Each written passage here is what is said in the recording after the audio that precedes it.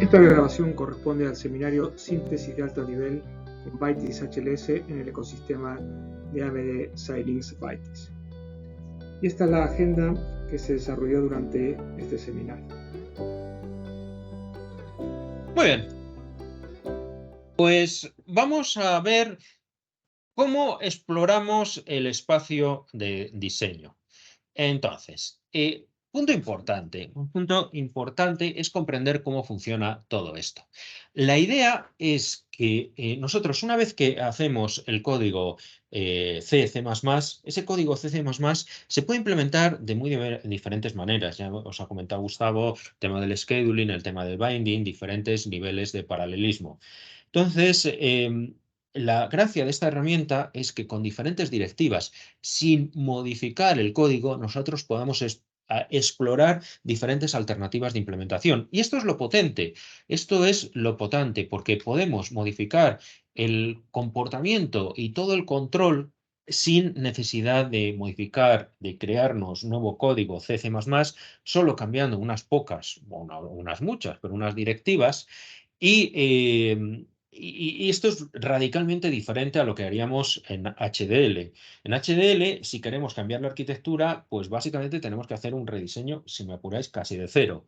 Aquí no, aquí la gran potencia de estas herramientas es que cambiando directivas podemos explorar diferentes opciones de implementación y podemos, pues bueno, a lo mejor a conseguir acertar mejor que en HDL. Mucha gente me dice, bueno, pero HLS tendrá resultados peores que HDL. Hombre, bueno, depende de las circunstancias y sobre todo depende de si en VHDL, en Verilog, aciertas a la primera. Si no aciertas a la primera, es casi con total seguridad que el tiempo te va a pasar por encima y te vas a quedar con la solución que has importado, o sea, que has empezado a crear al principio, aunque sea subóptima. En HLS, como tienes la posibilidad de explorar muy fácilmente el espacio de soluciones, aunque de primeras no hayas dado con la solución perfecta, te va a ser muy fácil explorar nuevas soluciones y muy probablemente encontrar al final alguna que es mejor que tu primera opción que hacías hecho en HDL y de la cual no te quieres bajar del burro porque básicamente no tienes tiempo para hacerlo. Bueno, y básicamente, ¿qué tres alternativas hay? Bueno, las tres alternativas que hay son las tres alternativas que existen, pues bueno, cuando hablamos de paralelismo. Una es solución puramente secuencial, que es la que llamamos por defecto, aunque ya veréis que puede ser o normalmente no es tampoco por defecto. La solución de paralelismo espacial, que es desenrollar, hacer todas las iteraciones en paralelo. O sea, si tenemos, por ejemplo, 20 iteraciones, pues hacer replicar la hardware 20 veces. Y luego la solución de paralelismo temporal, que es solapar iteraciones. Es lo que es el pipelining de toda la vida. Tenéis un ejemplito de un bucle aquí y podemos tener una solución puramente secuencial, que lo que veis es vamos haciendo las acumulaciones y luego después el resultado y veis cada una de ellas tarda un cierto número de ciclos de reloj. Esto es lo que podríamos decir que es la opción por defecto si no hay pragmas, pero mucho cuidado con esto, mucho cuidado porque aunque no pongáis pragmas o no pongáis directivas, HLS, sobre todo desde, digamos, hace como 2, 3 años, te los pone automáticamente. Entonces ya la herramienta cada vez es más inteligente y te mete esos pragmas de paralelismo. Si no queréis que tenga esos pragmas de paralelismo para empezar en una solución puramente por efecto secuencial, pues podéis utilizar esta opción de aquí en opciones de cada una de la solución que pues te fuerza a una solución secuencial. Es porque es a partir de un cierto umbral, los bucles o bien se hacen roll si estamos del umbral para abajo o se hace pipelining si estamos del umbral para arriba. Si ponéis 0, pues directamente se va a esta solución aquí. La solución de paralelismo lo que nos tiene es el unrolling, pues básicamente te hace todas las operaciones en paralelo, ¿vale? Pero no solo vamos en el tiempo, te hace todas las operaciones en paralelo y cuando ha terminado las seguimos con las siguientes, que es la que tenéis aquí. En esta opción de pipelining, lo que vamos a tener es que te hace las operaciones y cuando antes de terminar, veis la escritura del I0 y 1 y 2, pues ya empieza con la siguiente, veis, o incluso el 0 de siguiente te lo está solapando con las acumulaciones, te está solapando cosas. En cualquier caso, hemos seguido, esta de aquí sería casi pipelining con unrolling, sería una combinación que es posible también, es paralelismo temporal y paralelismo espacial, es posible. Muy bien, entonces, la idea es que nuestro código C se mantiene el mismo, exploramos con diferentes pragmas o directivas y tenemos, con esa exploración buscamos paralelismo y el paralelismo, las clases básicas es paralelismo espacial o paralelismo temporal, pipelining.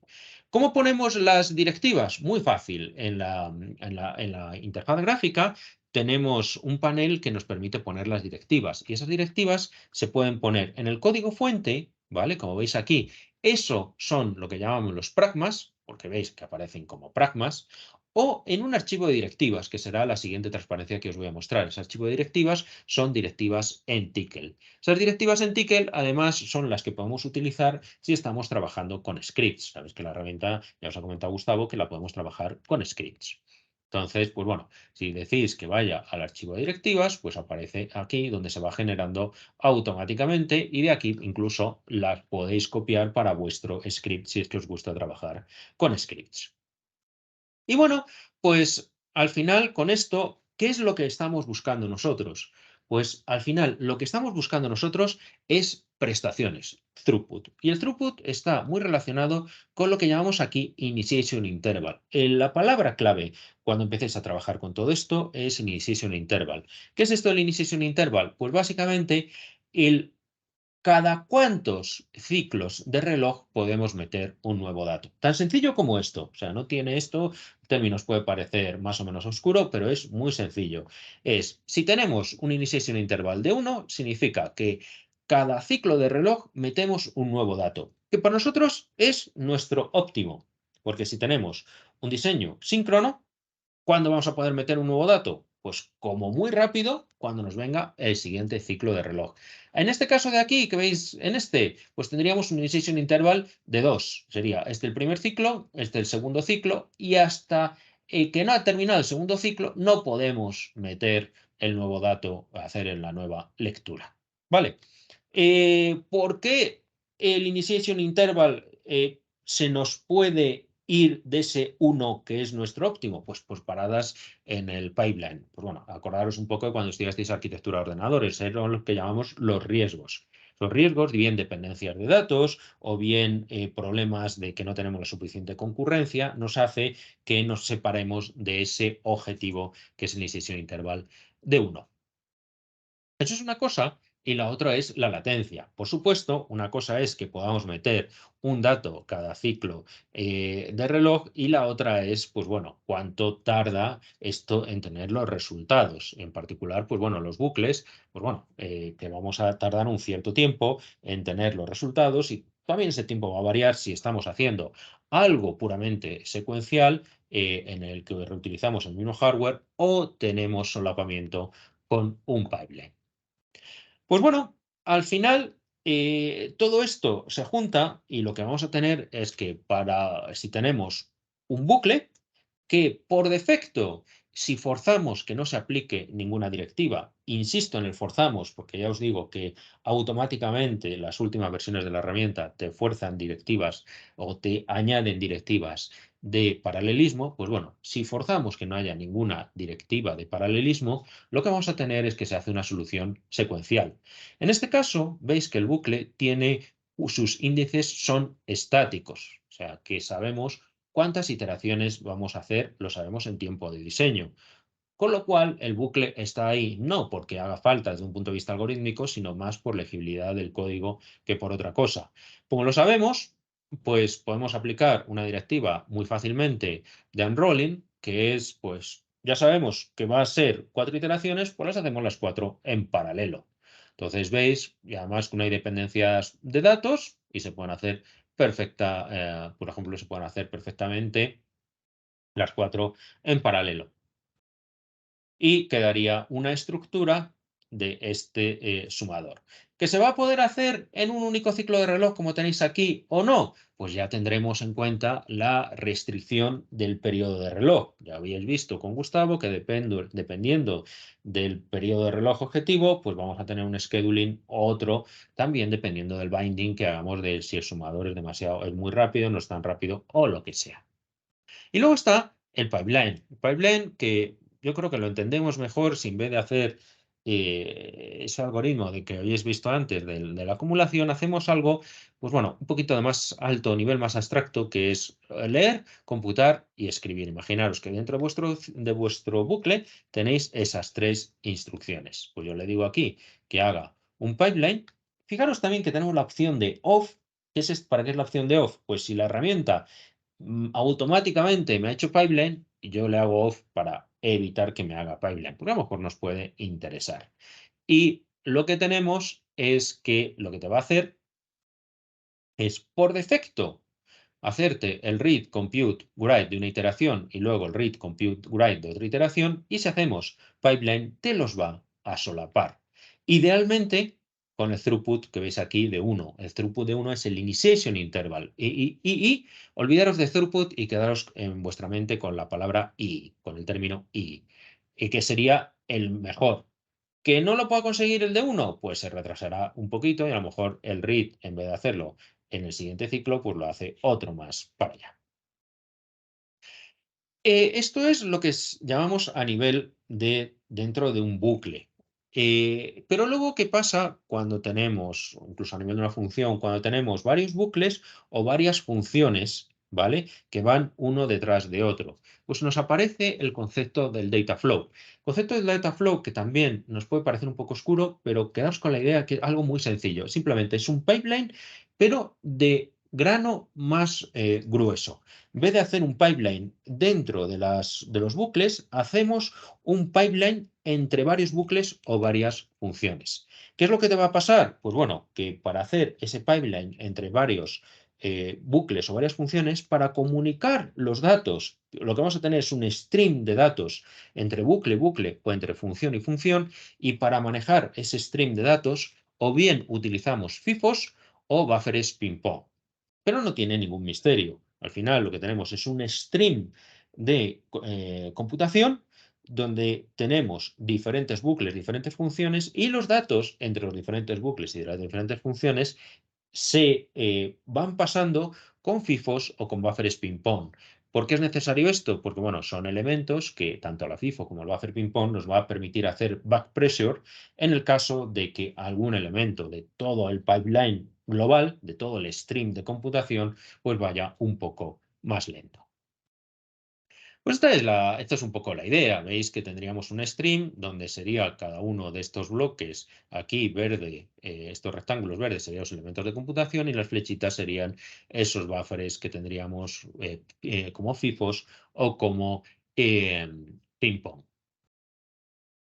Al final, pues lo que va a pasar a nivel de bucles es que vamos a tener este bucle, este otro bucle, que internamente pueden estar con pipeline y luego después, cuando los ejecutamos, los estamos ejecutando así.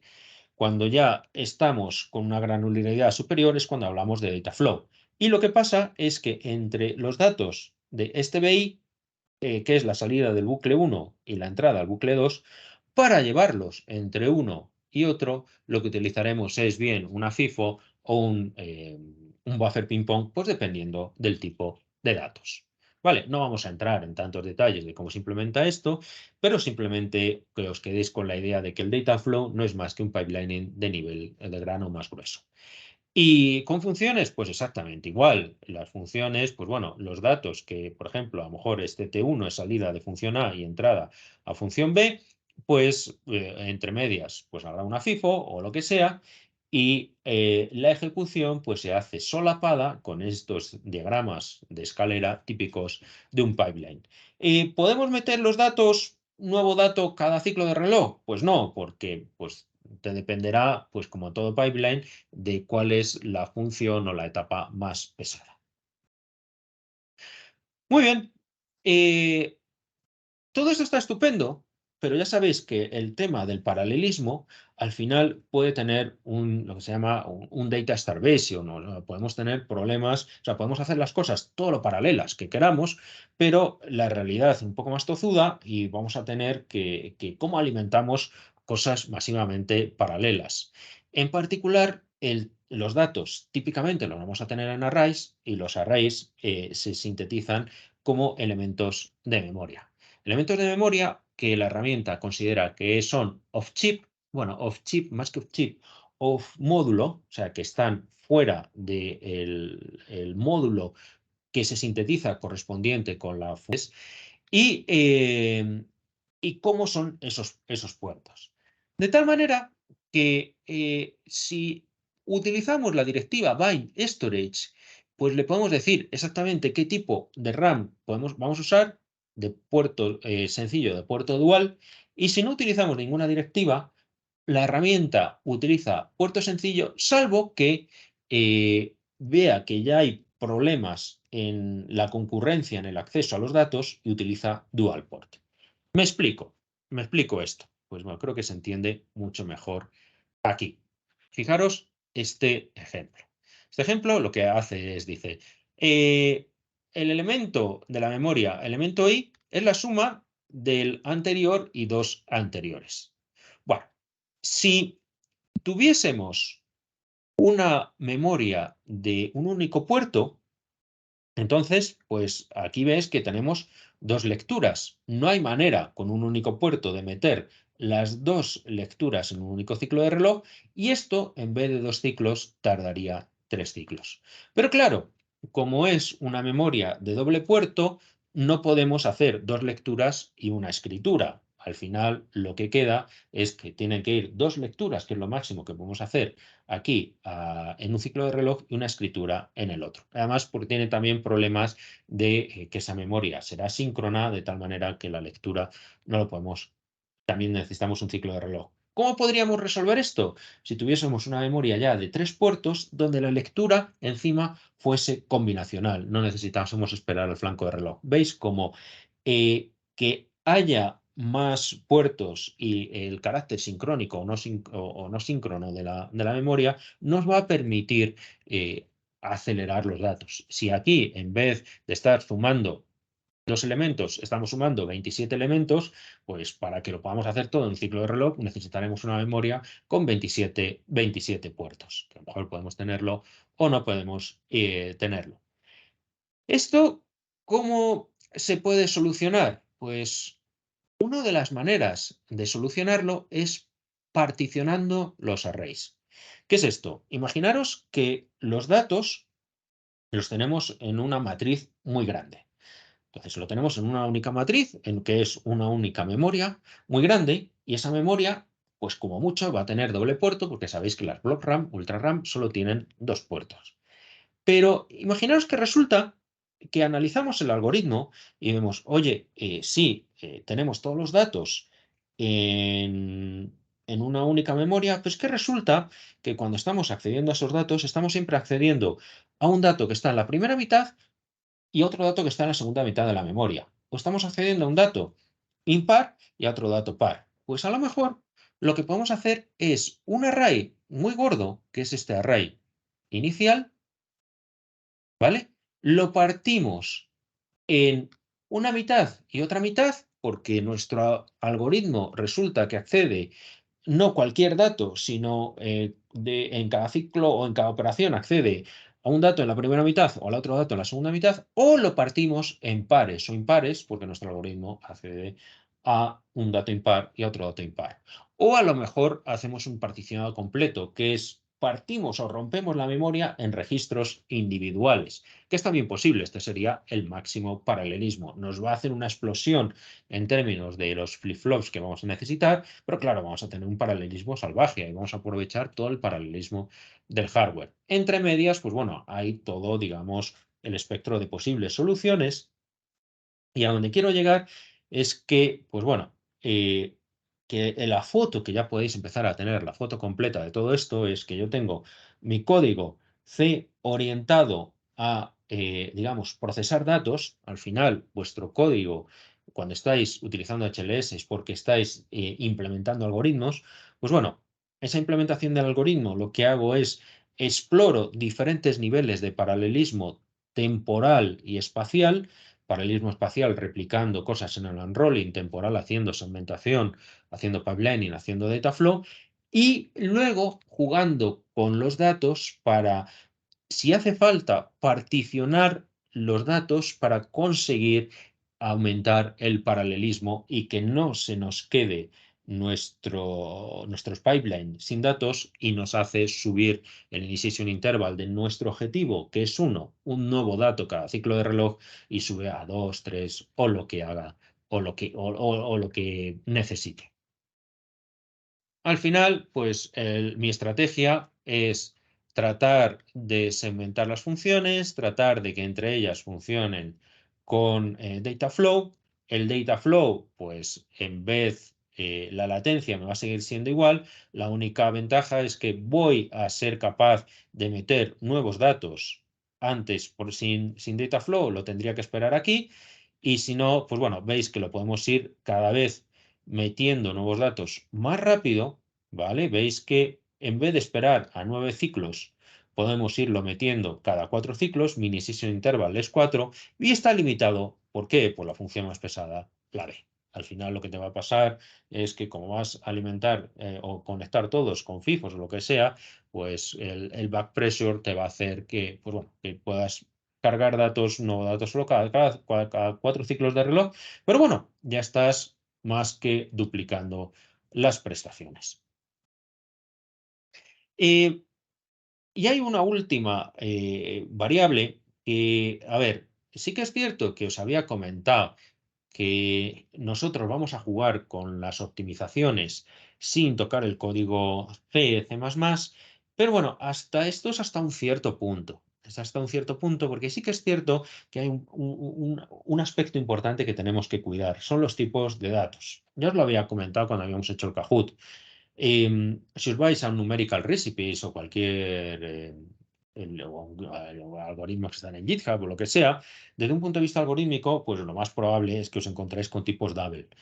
Si lo queréis implementar en la FPGA, vais a poder, pero vais a utilizar un montón de recursos y va a ir lento. Entonces, es muy importante jugar con los tipos de datos. Pero aquí y en otras arquitecturas, en GPUs, pues te pasa exactamente igual. De tal manera que vas a tener, pues bueno, vas a influenciarte muy rápidamente en tus requerimientos de memoria, en las prestaciones, pero también en la precisión de los resultados. Evidentemente, de pasar de double a entero de 8 bits, pues a lo mejor habrá algoritmos que podrás hacerlo y algoritmos que no podrás hacerlo. Lo que sí es importante es que existen estos tipos de precisión arbitraria, que no vamos a ver, simplemente os comento que existe esa posibilidad, que además nos permite hacer una validación en el contexto de estos de los test bench autocomprobantes que ya os había dicho. O sea, vosotros utilizáis un test bench, jugáis con, por ejemplo, con un define o un type def. Primero empiezas con double y luego te cambias en ese type def, en vez de type def, mi tipo de datos, en vez de double es int 8. Y con el mismo test bench puedes estar viendo si te funciona o no te funciona. Más que esto de double a enteros, que, pues bueno, ahí es más problemático, realmente donde es potente esto es que en estos tipos de precisión arbitraria tienes la posibilidad de trabajar con punto fijo. Eso es la gran potencia. O sea, tú puedes empezar a diseñar con doubles o con floats y luego de una manera muy fácil pasar a tipos de punto fijo y con los mismos test bench evaluar si los resultados son aceptables o no son aceptables para ti. Entonces, ahí es donde haría las implementaciones ya en punto fijo. Teniendo en cuenta, pues bueno, que también, por supuesto, la coma flotante cada vez más, y especialmente en Versal, es fácil de implementar. Bueno, pues esto es un poco la idea de este bloque.